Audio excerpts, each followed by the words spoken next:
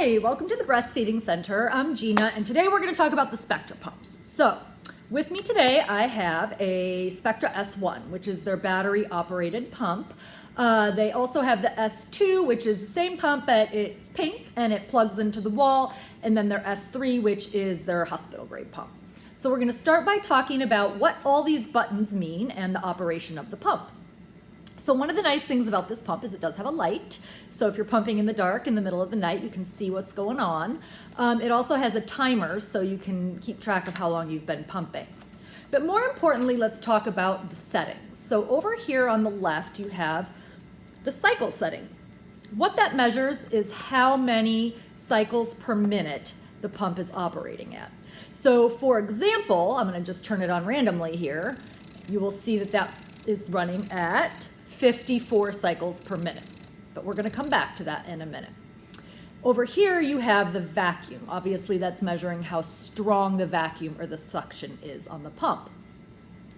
Now the key with the Spectra is you want to make sure that the pump is operating at its fastest cycle when you first turn the pump on. But in order for that to happen, you actually have to manually do that. So here's your on button. You're going to turn the pump on, and again, it shows you the pump is operating at 54 cycles per minute. But to make it go faster, you need to push this wave button right here. So right as soon as you turn the pump on, you're going to want to push that wave button.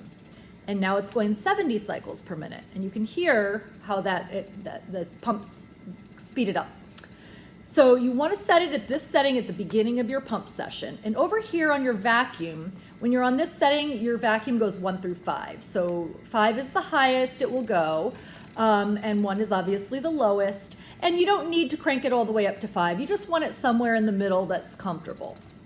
And you're going to leave it on this setting, on the 70, until you're getting milk from both breasts, or for a lot of people for a couple of minutes. A minute, maybe 2, maybe a little longer.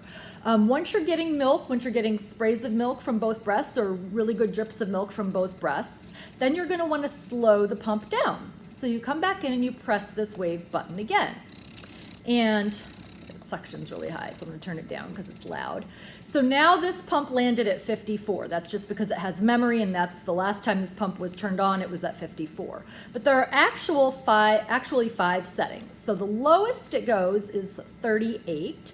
And again, that's measuring how many cycles or sucks per minute, and all the way up to a 54. So you want to find a setting, a cycle setting that's comfortable for you. I usually recommend one of the higher settings because that more closely mimics a baby's suck cycle, but really experiment with it and see which feels better for you. Now on the vacuum, once you get to this expression phase, the vacuum goes 1 through 12. Because before it went 1 through 5, now it goes 1 through 12. So eventually, as you're going through your pump session, you're going to want to kind of gradually work the cycle up to the highest level that's comfortable. Again, it's not a goal to get up to 12, but you want to get to the level that's comfortable for you, that's going to express the most milk. If you're in pain, that's no good. Your body's not going to be willing to give as much milk to the pump. So if you get it up to a 7 and you're like, oh, that doesn't feel good, that's uncomfortable, go back down to a 6 or a 5. And you can change through the settings throughout the pump session if you like. You can go from 54 and then towards the end of the pump session, maybe go down to one of the lower settings to try and get that last milk out at the end of the pump session. Some people find that toggling back and forth between the stimulation phase, oops, I turned it off. Some people find that toggling back and forth between the stimulation phase, so pressing that wave button once you've had a letdown and you've been pumping for a while and the milk has slowed down, if you go back to the 70 setting, the 70 cycle, some people will notice that that can help elicit another letdown. So that's the operation of the Spectra. And then let's talk about all the parts that go with it. So obviously you've got your bottle, your connector. Inside your connector is your duckbill valve. The duckbill valve, the pump won't operate without the duckbill valve, so you need to make sure that's in there and that's nice and tight and flush in there. Your tube plugs into the back of the backflow protector, and this all comes apart, as you can see. And that prevents any moisture from getting in the tubes, so the tubes should not ever need to really be cleaned. and then that plugs into there. And then you have your flange. And now the flanges, again, come in all different sizes. And so there's not only one size fits all with the flanges. And I also often tell people that there's not always a perfect flange fit for every breast and every nipple.